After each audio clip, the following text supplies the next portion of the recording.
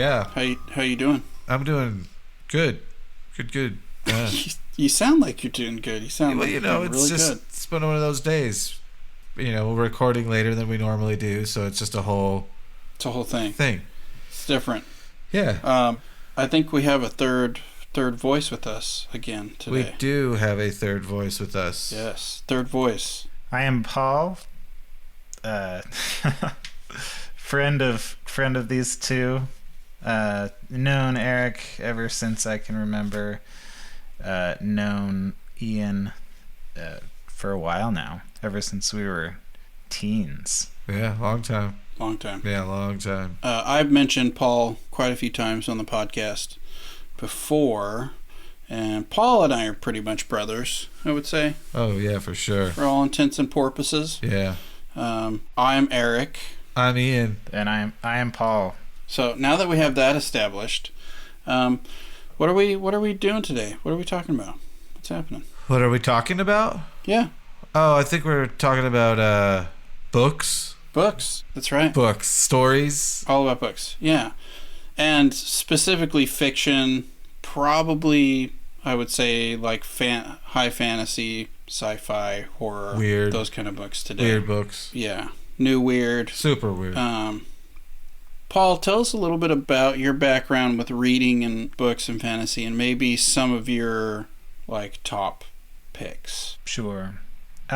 So reading was a huge part of my childhood. Mm-hmm. I just learned to read probably at a normal time, I guess. A normal time. Well, just like kindergarten or first grade, whenever everybody learns to read. Mm-hmm. But then I just loved it, and so I was one of those kids that if I didn't have plans, or if I did have plans, you could probably find me trying to get through my book on the couch, and when I was younger, not so much these days, maybe because I have forgotten, but I used to be able, I just be sitting there laughing. You couldn't really get my attention unless you came up to me, because I just shut everything out and be enveloped in the world. Mm-hmm. And it was great. And I had meaningful books to me growing up in my life. I had a lot of the classics. Mm-hmm. The Hobbit, Lord of the Rings. My dad introduced me to the Merlin series. Crystal Cave. Yeah. Yeah, those are good. That's amazing. Mm-hmm. C.S. Lewis, a lot of the classics. Right. Classic. All the classics.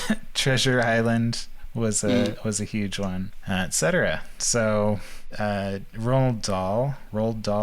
Mm-hmm. Loved his stuff. That's so weird, that name. I always thought it was Ronald until 5 years ago, man. Yeah. I'm pretty sure I said that when I was a young lad. Well, and I remember I'd say Ronald Dahl, and then eventually I would actually look at his name and I'd be like, wait a minute. Yeah. Wait, no, that's not They spelled right. it wrong on this book. That's wrong. It almost felt like the Mandela effect. Right. You'd see, it's that's not how it was spelled. Oh, man. Right. Nope. It's always been Roald Dahl, you dummy. Speaking of that is so crazy. I've been hearing a lot about that again. Mm-hmm. And it's just a weird experience when someone points out another weird moment like that you haven't heard before, and they're like, oh yeah, but this and this, and you're like, what? No. And it's just very confusing. So. What one popped up recently? Shout out to Amy, because she was the one who was talking to me about it. Mm-hmm. It was some sort of reference to the words bucket list. Mm-hmm.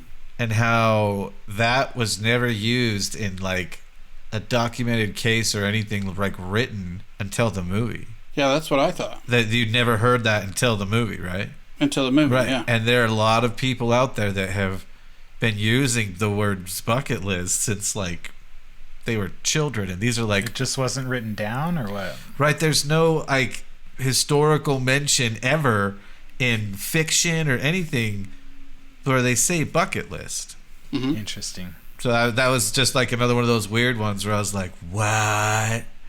That's trippy, because I feel like I heard it, but maybe not. I don't know. Oh, really? I definitely remember, like, that's a weird word. Like, because it's the whole premise, like, we're going to do all this stuff Right. before we die. And then suddenly everybody started using it. Like, what's your bucket list? Right. I was like, oh, I guess this is a thing now. I feel like that was in the general vocabulary, though, before the movie. Maybe. I never heard That's it. what I mean. Like, it feels like that, but I can't recall using it, but people say they can. So, what do I know? Hey, listeners, what? Maybe you should let us know. Yeah. There's might be one of you out there like, no, you're all wrong. When I was a lad, we said it Yeah. all the time. Yeah, that is a weird one. Yeah. So it's just weird thing, but I also want to bring up something about Paul. No. Mm-mm. Paul plays with us. Uh-oh. He plays D&D with us on certain campaigns, and On occasion. he was a big part of the beginning of Storm King's Thunder, or really this Minds of Phandelver, where you were able to play quite a bit in the beginnings of Storm King. Yeah, I was there for the giant for the first while. Oh, It was like 2/3. was it? Yeah, it was 2/3, and like the second third, you weren't there as much, and then the last leg, it was like, yeah, Paul's not coming. Yeah, again. well, because you started yours, that I was Mhm. super stoked about our Monday game, and then it just got a little much with both and trying to juggle my life. So You mean having kids and a full-time job and a wife and all that? all that stuff, yeah, That's it shocking. Wow, takes shocking. up It's fucking shocking. more time than you'd think it would, I guess. Yeah, for sure. And I am definitely interested to hear Paul's perspective, because Paul is one of our friends who's actually had a character that's died in like a long-term campaign situation. Oh, absolutely. That's cool. Let's wait on that. Let's put a pin in that. All right. Oh. Let's just pin it. What? I was, Put I a pin on was the ready wall. to talk about it now, though. I know we're gonna come back because I want to hear about the books, Right. and then Okay. transition smoothly like a smooth peanut butter. Well, perfect. Creamy. Like a goddamn professional. Well, That's right. We try. very, very nice. Sometimes we fake it. I went through a period of my life where I wasn't reading, Mm-hmm. like late 2010s Mm-hmm. or whatever. And then I had some life changes and I started reading again. Probably, I moved away to work in California and I had free time because I was away from things. And I started reading again. It was like a breath of fresh air and just was amazing. And so since then I've continued my reading. I don't read as much as I did when I was a kid, just time constraints, but Right. especially with audiobooks, I love to read an actual book still. Mm-hmm. But I'm able to access more, and if I'm doing something like physical work-wise where I don't have a lot of brain power needed, I love to have a book in the background or a podcast like this one going. No. And yeah, it's great. And this is a little off topic, but there's one fantasy series I would like you to talk about because it's a very interesting concept and it's not a well-known series. And that is the series where the magic system is based around wine of some kind. You know what I'm talking about? Yeah. Oh, no. What are those Not gonna books? remember it. What are those books called? So this is the Vine Art series. Right. And I'm not going to remember the author's name. Well, that would make it par for the course here. Mm-hmm. Let me just do a quick Google search and see if I can. Well, Eric, you're pretty good at knowing it most of the time, but me. This one I don't know Right. because I haven't read, but Paul has mentioned it to me before. Vine. Oh, here it is. Laura Ann Gilman. There you go. I was missing a letter. Mm-hmm. Flesh and Fire is the first book. And I read it recently, like in the last few years. Mm-hmm. And while it wasn't quite as powerful as it was the first time I read it, I felt like it still held up quite well. Mm-hmm. this is a trilogy, and has some really interesting ideas. I love different magic systems, and like Brandon Sanderson is one of those authors that are really good about. He has a whole ton of different magic systems that are very creative and really interesting. Mm-hmm. But this one in particular, I'm not somebody that drinks wine or knows anything about that. Just outed yourself. I know, but you know, it's a book like this that makes me like, oh, maybe you know. I should. Well, and that's when the alcoholism started. Yeah, it makes me interested, like, to understand what the different terms mean and different things. Right. But yeah, it's a really great book, Eric. You should read it. It's on the list for sure. Yeah. And Ian, anyone? Very briefly, what is the magic system in the book? Like, how does it work? This is a world that's kind of broken. There were these prince mages who kind of broke the world, and Vine Arts still makes spell wines, but they're less powerful than the days of old. Mm-hmm. And this story centers on a kid named Jersey. He's a young slave with the vineyards. Anyway, they get slaves because they need them to run the vineyard. Mm-hmm. And, you know, if a slave shows promise, basically, then he can become an apprentice. Mm-hmm. And so that's what happens to Jersey. He makes some kind of mess. I forget exactly. Well, I'm not going to spoil it for you. Maybe I should say that. That's fine. You don't have to tell us the premise, but just like, how does the magic work? What are the mechanics? Like, do you drink wine and then cast spells, or? Yeah, so these spell wines, they're able to craft these spell wines, and then people purchase them. And so, like a sailor or a captain of a ship, for example, could purchase a spell wine that has to do with wind, and be able to sail his ship better, get more constant wind. There's people that are educated and know how to use the spell wines because it's kind of this art. The neat thing about this magic is just the way it's described. It's very descriptive, like the taste of the grapes and the feel of the wine and everything that happens, the power. It's really good. So, for instance, if you have a wind wine, you pop that bottle open, you drink it, and then you have control of the wind, or what happens? You don't need much, so you just put a little in your mouth, swirl it around, and then you can use that. And though I have read it recently, it has been a few years, and so the details are a little fuzzy in my brain. So basically, if I want to get tanked on wine, I just got to be like, I'm just trying to, like, fucking sail right now, man. Just fucking... Exactly. Yeah. I need a lot. That is a really interesting idea to tie magic directly to, like, substance use.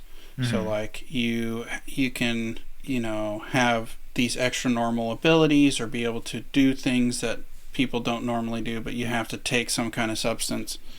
Especially if that substance was highly addictive, like, so you have to take something like heroin or something, and so you're walking that line every time you do this, but that's the only way you have access to these powers. That'd be crazy. Yeah, so it's interesting. That would have been a cool direction for this to go. It doesn't really go in the direction of drunkenness and things. Right. Which would be interesting. But it's interesting just that the magic comes from something that's consumable. Rather than, usually it's like an artifact, or, you know, I think of Brandon Sanderson's alloy. So different metals. But I guess those are kind of consumable too. Those are consumed. Yeah, that is interesting. Yeah, the alloy system is pretty unique, for sure. That's sweet. Didn't Paul read that book that you had me read, Sabrio? Yeah, I think he read that series on his own separately. I'm the instigator. You're actually not. No? Okay. No, I had an girlfriend who was obsessed with those books and like tried to get me to read them for years, and somehow I had a copy like long after the relationship was over, and I finally started reading it. But you were the instigator for the Audible version. Yeah, so Tim Curry reads those books. Yes. And I discovered it back in the day where I had a Discman. I had a job where I had to drive a lot. Mm-hmm. And this job had a radio in the truck. I went out and soil tested things. This was like 2005, I think, or 4. Mm-hmm. So I had a Discman, and I would get books on tape or on CD or whatever from the library and listen to them while I was driving. Mm-hmm. And that's how I discovered that. I was like, oh, Tim Curry? Mm-hmm. I had no idea what the book was, but I was like, I like Tim Curry, and so, yeah, those are fantastic. Yeah, they're good. Love all of those books. I only listened to the first one, but I liked it. It was good. It was fun. I listened to the main trilogy, so the Sabriel, Lyriel, and what's the third one? Aborson. But there's like 6 in the series total now, something like that. I still am a big fan of the first one. The other 2 are like, yeah, they're cool, but I love that first one. Yeah, the first one's so trippy. Is the best. Yeah. I love the idea of, because basically the Aborson is kind of this like high mucky muck necromancer, for lack of a better term, but he's kind of a benevolent necromancer. And I love, he has this bandolier that have, what is it, 9 bells? Yeah. Mm-hmm. And they go from 7 or 9. Yeah, 7 or 9, something like that. And they go from really large to really small, and the bells are kind of described as being alive. And so, like, they want to ring. Certain bells, like yes. Oh, you hold the clapper, because if it rings, bad shit happens. Yeah, like, they kind of have a mind of their own, especially when you're in death, basically. Mm-hmm. And there's like there's a bell that you don't ever ring, basically, that of course Sabriel has to ring at some point. Right. But that's a really cool idea of kind of your whole magic system is based on this vocabulary of bells that you carry around with you. Yeah. Mm-hmm. For sure. But speaking of like unique magic systems and fantasy books, Paul, I feel like your characters in D&D a lot of times are very unique. Yeah. And so wondering if you want to tell us a little bit about your characters and maybe where you get inspiration from. And if you do get inspiration, if there's any cross-pollination between D&D and fiction for you. I mean, there has to be, right? Mm-hmm. We are what we consume. Sure. And that extends to everything. Mm-hmm. Recently, even just preparing for the session we're playing later, the one shot I'm going to run with you guys, mm-hmm.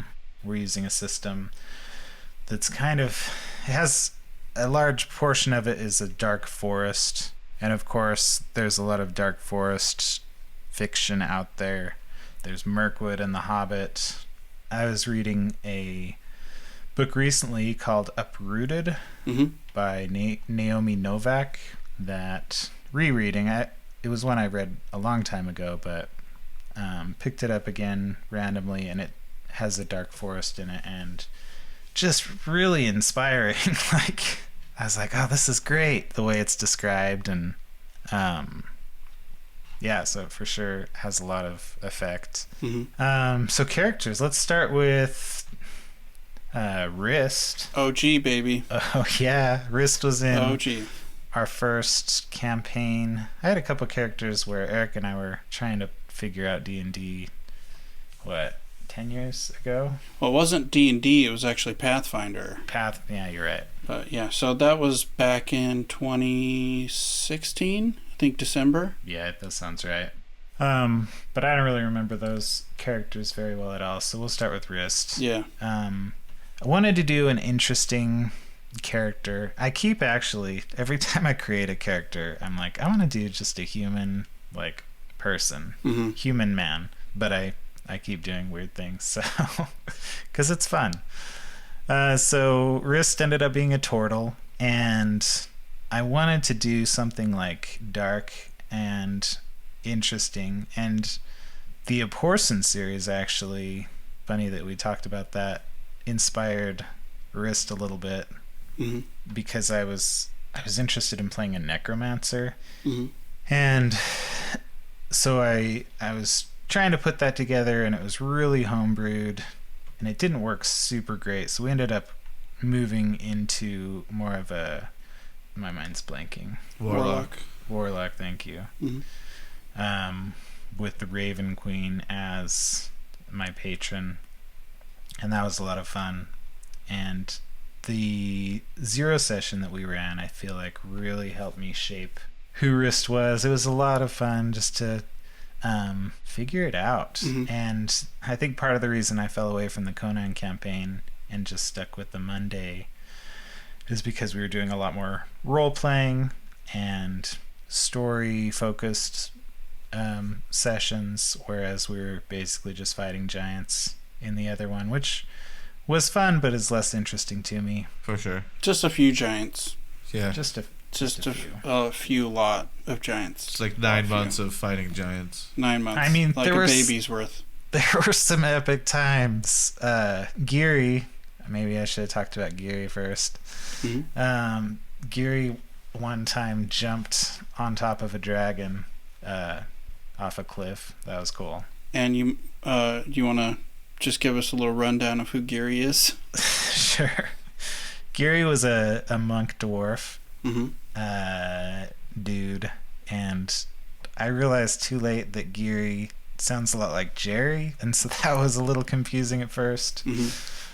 The first few sessions was like, Geary. Jerry's like, what? And it was spelled Ghiri too. Yeah.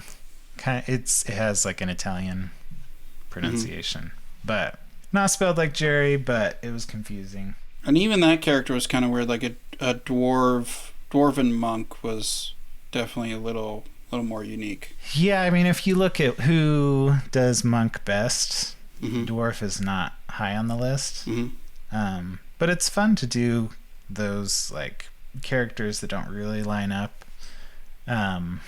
With Geary, I felt like I was not very hard hitting as the campaign went on, and that was possibly because I wasn't playing quite as much as everybody else. I wasn't doing like the... You were like 4 levels behind, dude. After a while, you were because there was a middle spot where the like Geary was doing the most melee damage out of anybody because you would just keep hitting them. So after you were doing like 70 damage per round, but then like, oh, Paul hasn't been here in a month and a half. I know, I get back on. I'd be like, 4 yes, levels behind. I hurt his toenail. You guys are throwing fireballs. I was like, oh. Oh yeah, big damage. But no, it was fun. It was a lot of fun. I had always wanted to play a monk, and they have some cool stuff. Yeah. And I had this whole like complicated backstory that didn't end up really fitting Geary very much. I got this list of like 100 sayings. Like, what would you call those? Oh yeah, they were right. Like just dumb sayings. I don't know where they are, but just like he who eats is never hungry and stuff like that. When is a tree not a tree? Yeah. And so that was a lot of fun. We did more role playing, I feel like, in the beginning before the giants came along. Well, our illustrious DM also decided to throw like this whole demon subplot, but only kind of. So suddenly it would show up sometimes. Do you guys remember how like John was adamant about like, oh, the demons are after you guys? Like, yeah. Oh, you know they're after you. They're coming after you. They're totally after you. They're upset. Vaguely after you. And then the campaign ends and it's like, well, I guess the demons weren't really after us. We just outrun them, Eric. I guess so. So I want to share a story of watching. Here we go. Something happen in Dungeons and Dragons that I had never seen before in my entire life. And this had to do with Paul and his character Rist. And Rist was such a trippy character to watch because he was like, he played this almost like local idiot kind of guy, very innocent. Well, he came from a small town, right? Like a coastal little village, and he came up to the city, and so played him a little naive. I would say more than That works. That's totally. And we also kind of through roleplay found out that he couldn't read as well. Oh, right. So he was educated by like a shaman, and that was it. Yeah, we rolled for that. We did. And it was a little frustrating. Like later on in the campaign, I was like, ugh. Yeah, absolutely. Well, I would ask people, I'm like, do you feel like your character with their background would know anything about this? Like, Riss is a country bumpkin. Can he read common? Is that, Yeah. It seems like a small detail, but I thought it was. It's funny how those small details though can come back to haunt you. Like they sent me a message once with the little what were those called, like message paper birds. Yeah. And this was like a few sessions after we had discovered he couldn't read. And it was like, oh, like, what do I do with this? And so it was funny. That's hilarious. So due to his naivety, he had made agreements with dark forces. I don't know if they were good or bad. It was just darker forces, and some stuff happened, and eventually 2 of the party members tied him up. They were convinced I was like against them. Conspiring. Yeah. And they tied him up. I'd never seen that before, where players turn on other players and do crazy shit. I'm like, oh my god, what's happening? I mean, in their defense, I was eating spiders and being kind of strange. I have to say something, though. You weren't actually eating them. And I feel like John has now, like, rewritten history. Because he keeps reiterating it. You were looking at this box, and then the rest of the party came into the room, and there were spiders in the box, so you put the spiders in your mouth to hide them. Was that what I did? Yes. So it was weird. It was like a weird risk where you're like, how? And then like, it's fucking eating spiders. What are you doing? Turtle pervert. Yeah, that whole thing was so interesting to watch happen, and they just didn't trust you very much. And it wasn't even like a malicious. They were just like, he seems so simple-minded and naive. Maybe he doesn't even know that he's done something wrong. Mm-hmm. And watching the relationships evolve until, what happened. Tell us a little more about what happened to Wrist. Well, there was a large battle, and as Eric's reminded us a few times, I was a little busy with my kids that night, and just because, anyone who has kids know, sometimes you have a night where everything's crazy. And so I was called away a few times, and on one of these times, I went unconscious. And in the game, not in real life. Right, the character went unconscious. Wrist went unconscious. That's a good clarification. I have too much pressure with the kids, and I just knocked myself out. Didn't come back to the computer. Everyone was trying to call me. No. Yeah, Wrist went unconscious and failed death saves and died. Mm-hmm. And it was, Eric was like, what do you want to do? We can I felt bad because I wasn't there. The other players felt bad because they forgot about me. But at that point, I was like, you know what? I mean, I think it's more fun in a role-playing game to play with real consequences. But what happened? So you went unconscious, and what was the consequence of that? I just said it, didn't I? Mm-mm. I died. I failed my death saves. You failed. Well, you failed all 3, and the reason why him going away is important is because he wasn't there to make his death save at the normal time. He should have been, like when it was his turn. Mm-hmm. So he had to do 2 death saves in a row, basically, because it came back around, and he finally came back. And I rolled super low. And then he rolled a critical fail. Yeah. And so it was curtains for Wrist. And then some of the other players are like, oh, we didn't know that was happening. It's like, well, yeah, I mean, we don't know what the dice results are going to be, Yeah, and it's, I mean, in a battle, I would assume other chaos, not having actually been in a battle, But I have been around lots of children and things, and I can tell you there's chaos there too. And so maybe you don't see your buddy go down. And so I just felt like it was more authentic to, because Eric, we paused the session, said, we can like figure out a way to bring him back or whatever. But I was like, you know what? Let's let him pass.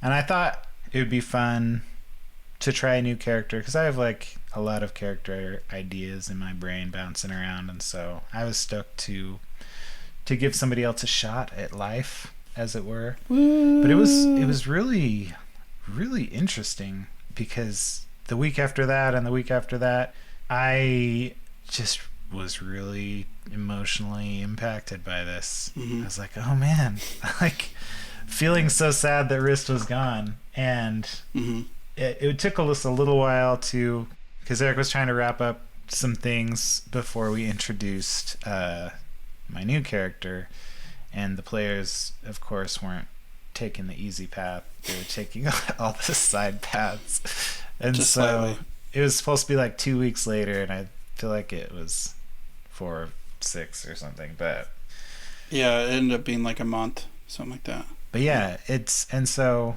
it was interesting, because I was really I'd really enjoyed playing him, and even when he died, there was still some of that like tension. Like we'd sort of gotten past it, but especially Cramdar, John's character, was still like weirdly suspicious of Wrist and still didn't quite trust him. And so it was interesting to have that dynamic.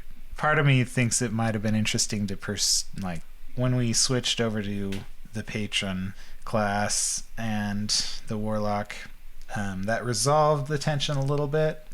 And looking back, it might have been interesting to keep a little more tension, just see what happened, because it was really fun to play with that. Yeah, I remember at one point when we were reworking Paul's character, and to be fair, the event that kind of reshaped Paul's character also reshaped like 3 other characters. Like a bunch of people kind of their characters were affected by events in the game. Yeah, it made sense in the story for sure. Yeah, with meeting their arch nemesis Longfist, and Pitt getting his eye taken, and certain things that we've talked about and alluded to. But I remember at one point Paul for a minute was like, maybe I should like go back to Showa Ost and like still work with them. I was like, you can do that if you want, but I don't recommend it. But if you want to lean into that, that's totally fine. I'll allow it. So who's the new character? I'm sorry, go ahead. I was just going to say, it didn't make sense really story-wise and with the arc that was happening to stay there. It just may have been interesting. That's all. Yeah, for sure. Before we get into my new character, well, let's talk about that, and then I do want to touch on my character I made for Forged, which was really fun. Yeah. Sure. The character that Ian played more than Paul played. Ian played more than me. Yeah, sadly. But it was the creation of that character was a lot of fun. So my new character is a Harengon, which is rabbit folk. And I'm going to interject really quick. Turtles are giant turtle people.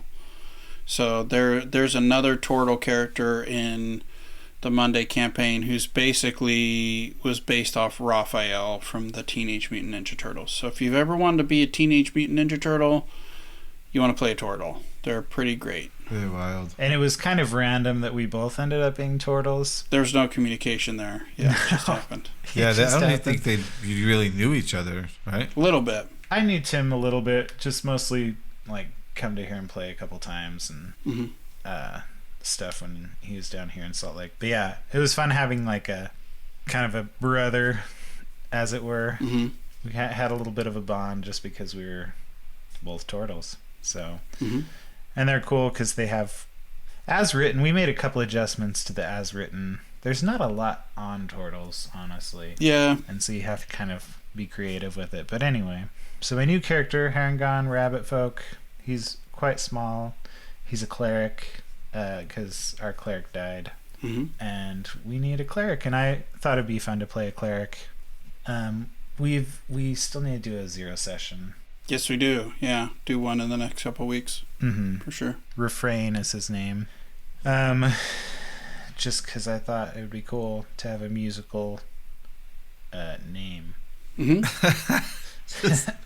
I had a list of musical terms, and that's the one that fit best as a cleric. But yeah, he's been a lot of fun so far. I still feel like I'm figuring out who he is. There's always that learning curve, and I did a lot less background work on him as far as like exactly who he is. I'm playing around with that type of play, like let's discover this as we go. Who is he? And I've had a lot of thoughts off mic, I guess, in between sessions about how he's developed, so that's been fun.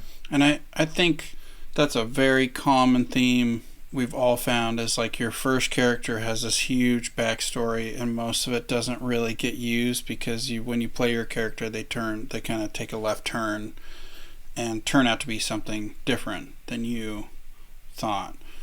And it's interesting how that is a way that D&D varies from fiction, is that a lot of that you want to leave blank so that you can discover it on the table. At least you start finding it's funner to do that. Yeah, I've agreed with that for sure. Than completely fleshing out every detail of your character, because a lot of times you're like, well, it doesn't actually make sense with the way I'm playing the character.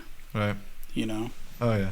I'd say too, if you did flesh something out that doesn't seem to fit later on, I mean, make an adjustment. Totally, for sure. But just like you're saying with Refrain, you're like, I didn't flesh him out as much. I wanted to discover it. And I think my favorite thing about Refrain is he's like his god is the best. Right. So he's always trying to like get people to join his religion. I'm like, that's amazing. Yeah, that's really good. Yeah, he has a bit of narcissism, and he's devout as all get out, so it's been fun. Ooh, Ryman. It's true. But yeah, I think like my character, I've talked about her a lot, but Switch was also, I took a lot of inspiration from different pieces of fiction I've read and characters I really loved, and tried I'm not into copying them wholesale. Like, I don't want to play He-Man as a D&D character. Right. Or what's popular, Captain America as a D&D character. Right. But I do like taking elements and putting them into my characters. Even Longfist is hailing to a character in the Chronicle of the Unhewn Throne, or what I call the Emperor's Blades trilogy. Right. And kind of informs the philosophy of the big bad. Oh yeah. Things like that. Oh, is he Huh? yeah. Is he what? He's the one guy that leads the armies. What's his name? Meshkent. Meshkent. Yeah. Okay. The god of pain. Oh, Or are you talking about in the campaign? Oh no, I know who Longfist is in the campaign. Yeah, I was wondering. You're talking about in the books. Right. I wasn't thinking he was Meshkent. I was thinking he was the other guy. No. The Ian hasn't. Oh, Ian sorry. doesn't. Sorry. Ian's read the first book. The guy that I know who you're talking builds the rainbows. about. Yeah.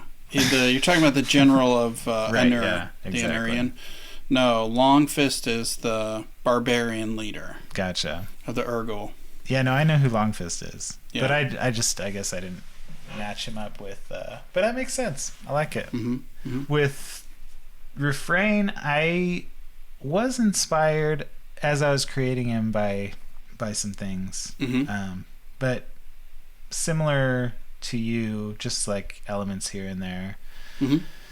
Like I was reading or listening to a book, and like some random character was really, and I'm trying to remember who it was. What book was it? I'm trying to remember. I don't remember. This is Paul months came ago. prepared with his notes. Yeah. But Anyway. he's deigned not to use them today. But I did, as I said. Yeah, I had a lot of inspiration. I can't tell you what those are right now, because it was just kind of like, oh, that's interesting. Let's pull this, let's pull that. His sword is like lightsaber-esque. It's called a Sunblade. It's in the player's handbook. No, I didn't make it up.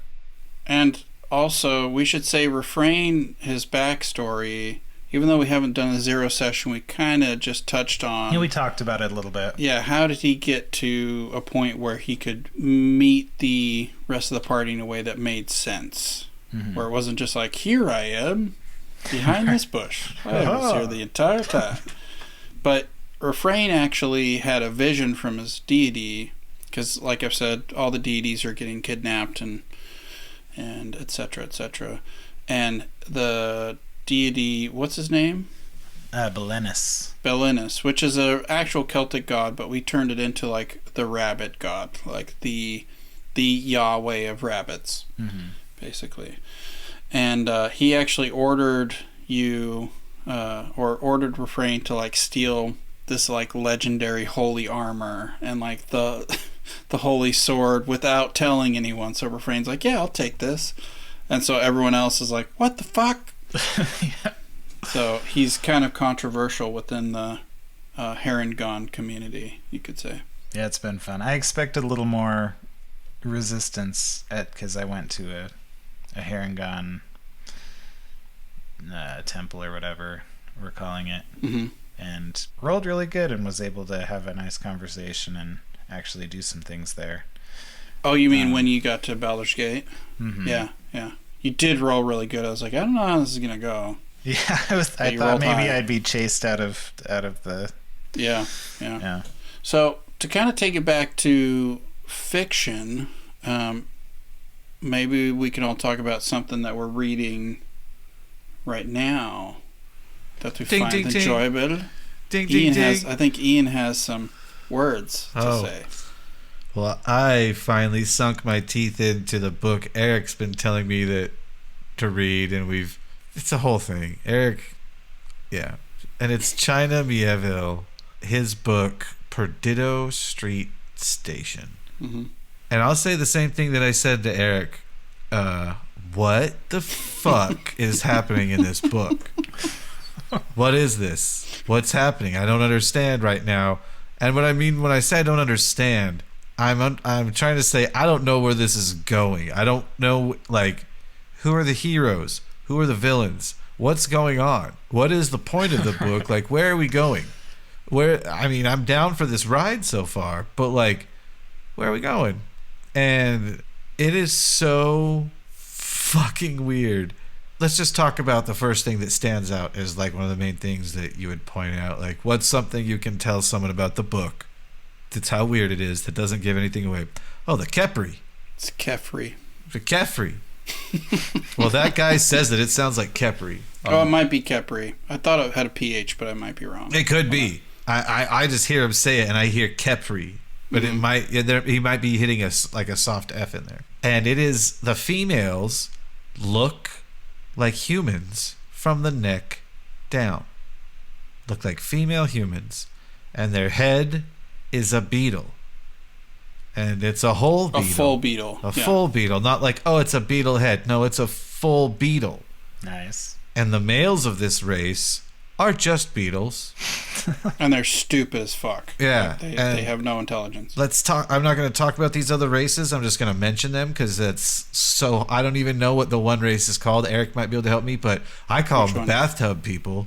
Oh, the kind of frog people? They're like sludgy, weird. Yeah, I don't remember. Yeah. And then there's the Garuda, which are the bird people.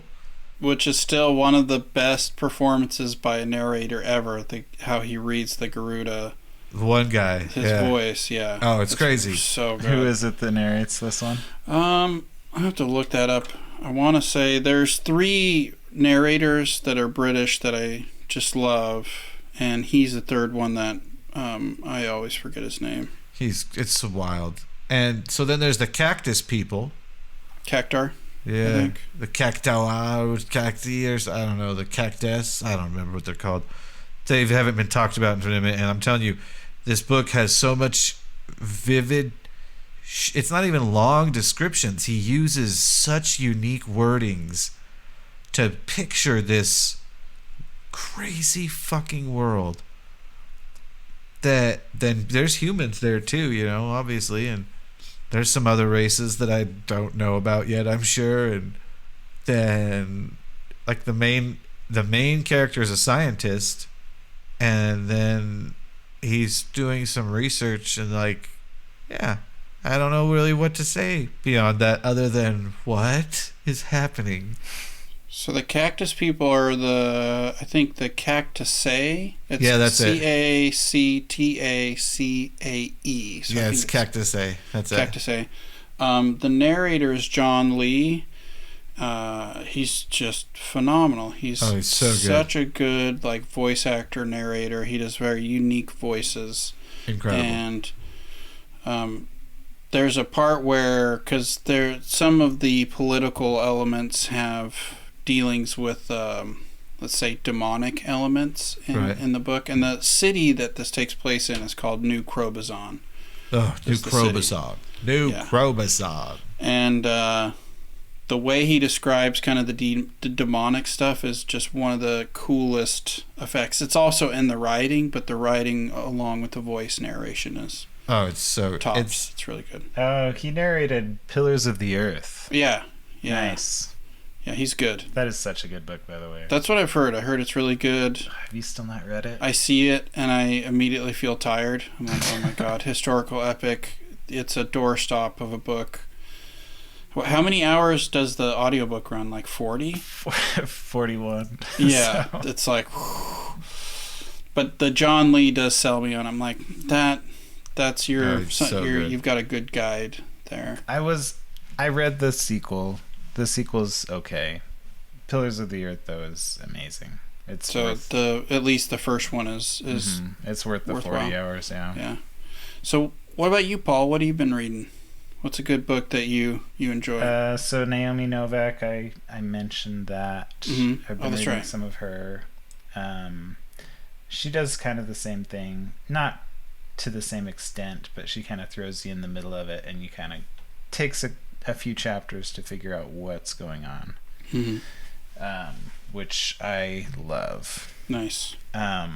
It can be frustrating, but yeah, it's an interesting journey to figure out what's happening in the world. Nice. And what's the name of the book?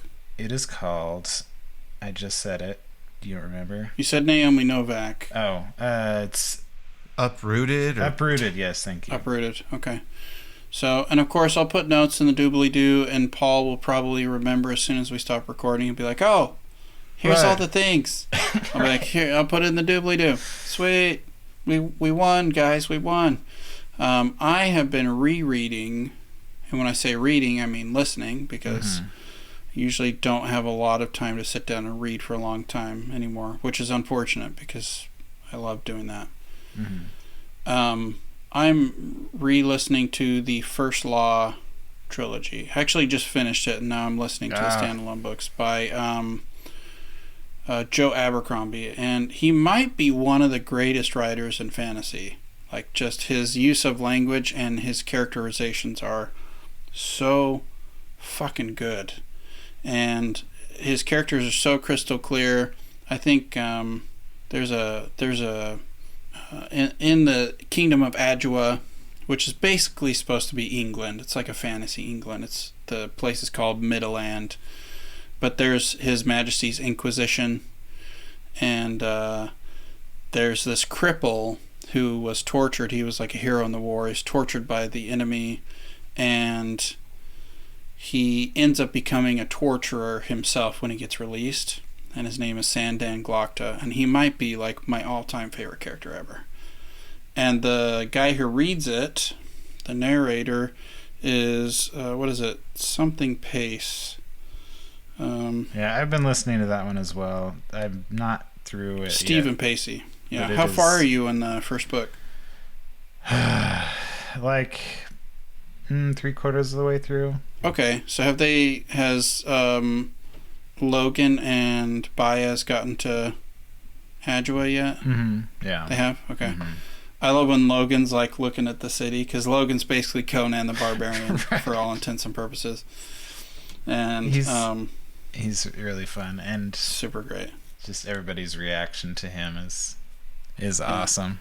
And the end of the third book, the twist, because especially the first book, talk about like there's not really a plot for a long time, but the characters are so amazing you don't really care. So you're just kind of enjoying these different characters that slowly start to coalesce into this group, and by the end you kind of you get your classic fantasy adventuring party, and then Abercrombie flips it on its head and smashes it with a hammer and puts it in a bag and shakes it around. But yeah, Glockter just hit the way he does that voice. He speaks with a lisp because his teeth are missing, and he's constantly in pain. I told Ian this. It's like I'd love to find a way to role play a character like in D&D that was super weak but was highly intelligent and conniving. I mean, I think that would be really fun too. I've thought about that a lot, because I think you just do a low constitution and like low strength, high and intelligence. You take damage by walking around. Like you take damage when you walk up the stairs, because he talks about stairs are like his worst enemy. Right. If he could find the person who invented stairs, he would torture him. And they have these huge staircases for some reason. And Archlector Salt, who's like the head of the Inquisition, lives at like the top of this tower, and he's always ordering Glockter to come talk to him. So he's got to like hobble up the stairs. It's phenomenal. It's just so, it's up there with Emperor's Blades. Like they're kind of neck and neck. They're both really good. Nice. Oh, that's a great one, yeah. But the writing, I think he's probably, I haven't read all fantasy, but just the quality of the writing is so high. Nice. It's ridiculous. And the thing that's the most flabbergasting to me is that The Blade itself, which is the first book, is Abercrombie's first published work. Oh, right. So he just spent like, I think 2.5 years just revising, and then he just sent it to publisher after publisher and finally got it published, which is like unheard of. Yeah. It's like, yeah, I did it in like 2.5 years. What? Excuse me? Nice. So, anyways. That's wild. Any parting thoughts for us, Paul? Any doobly-doo thoughts? Oh, I was just going to mention a book I've been reading. Yeah, please do. I just finished recently reading Howl's Moving Castle to my kid. Oh, nice. And that was a lot of fun. And so we've gotten through a few books. It's a good one. Super well written. Yeah, it's Diana Wynne-Jones, I think. Yeah. Yeah. The narrator for that one is good too on Audible. I've not listened to that one. I've just read it, but it's very whimsical. Whimsy. I was going to mention too that sometimes audiobooks can be they can help you get through like a slower book, I feel like. Mm-hmm. Like the Wheel of Time series, I tried to read a couple times and it was just, it's kind of a slog because there's a lot of world building, especially in the first book. And those are doorstops as well. They are huge. They're like always over 1,000 pages easy. Yeah, but listening, I really like the narrators in that one, and I felt like it was easier to get through. Have you listened to Rosamund Pike's? She re-narrated the first one. No, it's fucking awesome. I don't think it's so. Really anyway, she's phenomenal. I wish she would just full time. Was this recently or? Yeah, it was in conjunction with the Wheel of Time Prime series, which I don't care for. Oh, okay. But her reading the book pretty much makes up for it for me. Yeah. Like I'm like, this is she's phenomenal. It's insane how good she is. But let's wrap it up here, gentlemen. Give me your thoughts and feelings and notions and whimsies. Fantasies. Books are great. Keep it PG. Yep. Love it. I love Scotch. Scotch. Drink it down. I would say there's a lot of cross-pollination between the two, and I'm slowly working on my first book. And I find it's really helpful to think about the writing process, the way that I build, the way I build characters for D&D helps me build characters in fiction, I found. Nice. Yeah, just telling stories, right? Well, and also like, okay, if I was going to make a D&D character what would their class be? What would their stats be? It helps me concretize things in the world that when it's all in your head, it can feel very amorphous. And if you've ever DM'd at all, you know what that feeling's like. Right. Like, am I just insane? Oh my Can I gosh. translate? Yeah. So it it always for us comes back to stories here at the Philomythia Podcast, but it's cool to see how these different disciplines intersect. Okay, any parting thoughts, gentlemen? In and out. In and out. Yeah, I think that sums it up right there, Ian. Thank you. Paul, you want to sign us off? You know what to say? Keep it sweaty. No, you guys say stay sweaty. Stay sweaty. I missed it. Wait, everyone silent. Paul, can you sign us off? This is Paul, coming from the Philomythia Podcast, which I do know how to spell. Stay sweaty, everybody. Stay there. Use force damage. Force damage. Force damage. Pew, pew, I poo poo, and here comes the danger that hurts. Like, share, subscribe.